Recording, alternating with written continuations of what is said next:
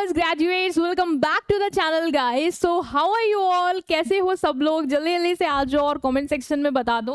हम स्टार्ट करने वाले हैं आपके एक नेक्स्ट टॉपिक के साथ। सो आज आपकी निहारिका दीदी किस टॉपिक को पढ़ाने वाली है? वो पढ़ाने वाली है आपको इंडस्ट्री स्ट्रक्चर को। ठीक है, कुछ लोगों के में है तो भाई देख लेना अच्छे से, इंडस्ट्री स्ट्रक्चर क्या है और इसके क्या कंपोनेंट्स हैं। ठीक है, वो हम यहाँ पे समझने वाले हैं।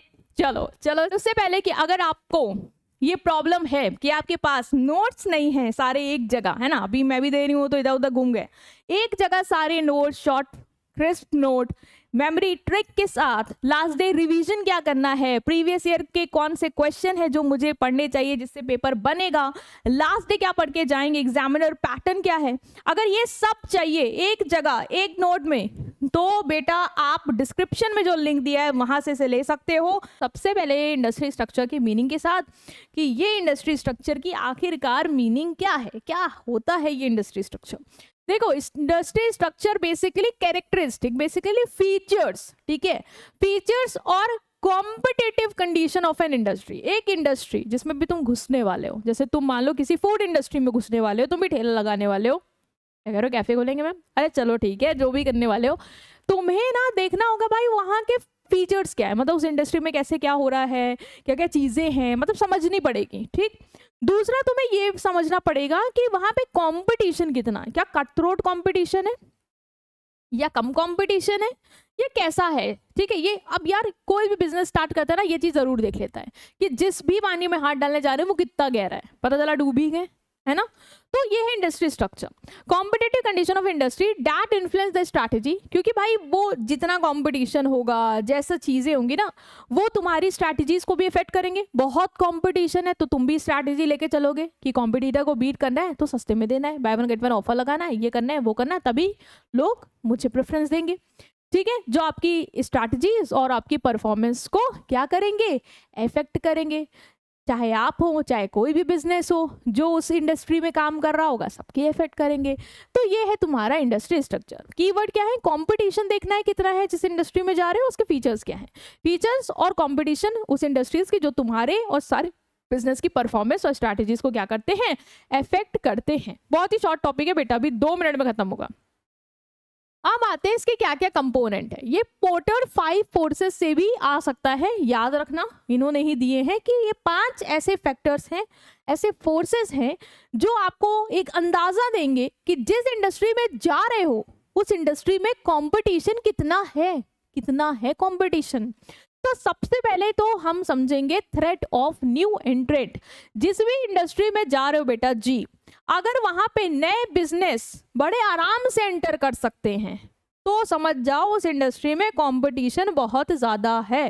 कोई भी फूड इंडस्ट्री में आराम से घुस सकता है, लाइसेंस की जरूरत है ना, लाइसेंस ले लो, कम पैसे से भी कुछ भी आप नया शुरू कर सकते हो।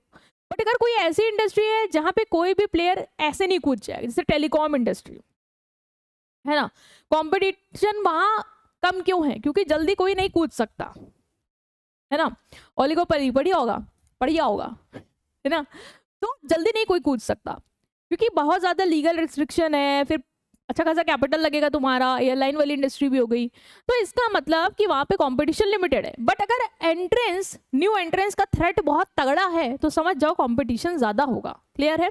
दूसरा है बार्गेनिंग पावर ऑफ सप्लायर्स। जो भी तुम्हारे सप्लायर्स हैं, ठीक है, जो भी तुम्हें सामान दे रहे हैं, उनकी बार्गेनिंग पावर कैसी है। अगर उनकी बार्गेनिंग पावर बहुत स्ट्रांग है, मतलब तुम अपने सप्लायर से टक्कर नहीं ले सकते भाई, वो जो तुम्हें सप्लाई कर रहा है ना, वो अगर तुमने उस रेट पे नहीं लिया तो किसी और को दे देगा, उसके पास ऑलरेडी बहुत ग्राहक हैं, तो तुम उससे बार्गेन नहीं कर सकते ज्यादा कि भाई कम दो सस्ता दो, नहीं कर सकते। तो अगर पावरफुल सप्लायर हैं तो समझ जाओ तुम्हारे प्राइस, जो सामान खरीद रहे हो उस पर भी इफेक्ट आएगा, वो जिस दाम पे बोलेंगे तुम्हें लेना पड़ेगा झक मार के, और जितनी क्वालिटी देंगे, जैसी क्वालिटी देंगे, ठीक है, क्वांटिटी भी इफेक्ट होती है भाई। कुछ सप्लाई बोलता है हम इससे 20 से नीचे देंगे नहीं, तो तुमको लेना ही पड़ेगा। और क्वालिटी भी इफेक्ट होती है, जैसा क्वालिटी का देगा वैसा लेना पड़ेगा, क्योंकि वो पावरफुल है तो, और तुम्हें पता है कि लेंगे तो नहीं से लेंगे और जाएंगे कहाँ, तो समझ गए हो, तो वो भी एक कंपटीशन का दायरा बढ़ा देगा। बार्गेनिंग पावर ऑफ बायर्स, उसी तरीके से मेरे बायर्स की बार्गेनिंग पावर बेटा कितनी है, सॉरी, है ना। बार्गेनिंग पावर मेरे बायर की कितनी है, सप्लायर्स की देख ली, अगर वो बहुत स्ट्रांग है तो तुम गए हैं, तुम्हारा प्राइस इफेक्ट हुआ, तुम गए। दूसरा, तुम्हारे कस्टमर की बार्गेनिंग पावर कितनी है भाई, अगर कस्टमर की बार्गेनिंग पावर बहुत ज्यादा है, तगड़ी है, तो तुम समझ जाओ तुम गए, क्योंकि भाई कस्टमर के पास बहुत ऑप्शन है, वो तुमसे कहेगा सस्ता दो, अच्छा दो, तो लेंगे तुमसे, हमने बहुत लोग हैं वहां ले लेंगे जाके। तो समझ जाओ जिस इंडस्ट्री में जा रहे हो, अगर तुम्हें लग रहा है कस्टमर भी बार्गेनिंग पावर रखता है, तो तुम समझ रहे हो। हाँ, तो कस्टमर ना डिमांड कर सकता है बेटर क्वालिटी, लोअर प्राइस और इम्प्रूव सर्विस। अगर कंपटीशन है इस तरीके से तो आप जाओगे इस तरह। नेक्स्ट है थ्रेट ऑफ सब्स्टिट्यूट प्रोडक्ट। तुमको क्या लगता है, क्या तुम्हारा जो प्रोडक्ट है उसका कोई अल्टरनेटिव अवेलेबल हो सकता है मार्केट में? अगर हो सकता है तो तुम समझ जाओ कंपटीशन ज्यादा है और तुम्हारी डिमांड रिड्यूस हो सकती है प्रोडक्ट की। राइवलरी अमंग एग्जिस्टिंग कॉम्पिटिटर्स, इन्होंने बोला कि अगर कॉम्पिटिटर्स के बीच में बहुत ही ज्यादा कट थ्रोट कॉम्पिटिशन है, बहुत ही ज्यादा राइवलरी है, तो आपको प्राइस पे, क्वालिटी पे, मार्केट पे, इनोवेशन पे, प्रमोशन पे, सब पे एक दूसरे से बढ़ना पड़ेगा, लड़ना पड़ेगा, क्योंकि भाई कंपटीशन ज्यादा है। आपको भी एडवर्टीजमेंट पे अच्छा खासा पैसा खर्च करना पड़ेगा ताकि आप भी हाईलाइट हो इन कंपैरेटिव टू योर कॉम्पिटिटर्स और अच्छा खासा लेके जाओ। मैगडी वालों को देखो, 112 नहीं 120 112 है ना, ऐसे कुछ है ना, क्या 119 है, सॉरी 119 है, क्या है वो बड़ी मील लॉन्च कर दी। अब बाकी कॉम्पिटिटर्स को थ्रेट पहुंचा होगा कि नहीं पहुंचा होगा जो उसी इंडस्ट्री में है और यही कर रहे हैं। मैं देख रही हूँ ना, डोमिनोज ने भी ऑफर लगाया तुरंत, रोमिनस ने भी तुरंत ऑफर लगाया। तो समझ रहे हो जिस इंडस्ट्री में हो, अब जंक फूड है तो क्लोज सब्स्टिट्यूट एक दूसरे के हो सकते हैं, बट हाँ चलो ठीक है, पिज्जा के बदले पिज्जा पे ही तुम ज्यादा जाओगे, तो पिज्जा वाले ही आपस में तुम देखो कितना कंपटीशन करते हैं, वो ऑफर लगाते हैं वो तुरंत लगा देते हैं या कुछ नया ले आते हैं। तो this is how industry work. और अगर कंपटीशन है तो आप समझ रहे हैं, अगर राइवलरी बहुत ज़्यादा है तो कंपटीशन अच्छा खासा होगा। तो मतलब अगर एंट्रेंस है, नए लोग आ सकते हैं तो भी कंपटीशन ज़्यादा है।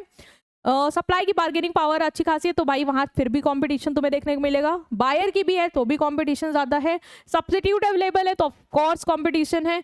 और अगर कॉम्पिटिटर्स में एग्जिस्टिंग राइवलरी बहुत ज़्यादा है तो भी कंपटीशन, समझ रहे हो, काफ़ी ज़्यादा है उस इंडस्ट्री में। तो जिस इंडस्ट्री में जाओ इन सब चीज़ों को, इन फैक्टर्स को स्टडी कर लो और फिर समझो कि कूदना है कि नहीं। ठीक है जी, तो ये था तुम्हारा चैप्टर, इसको हमने डिस्कस करा। मिलेंगे तुमसे नेक्स्ट वीडियो में नेक्स्ट कॉन्सेप्ट के साथ। ठीक है, तो अगर अभी तक वीडियो को लाइक नहीं किया, चैनल को सब्सक्राइब नहीं किया, तो भाई बहन प्लीज यार कर दो। तुम लोग क्या करते रहते हो? ठीक है, छोटे भाई बहन होने का फर्ज निभाओ और दोस्तों के साथ अपनी वीडियो को शेयर करो। चलो ठीक है, चलो।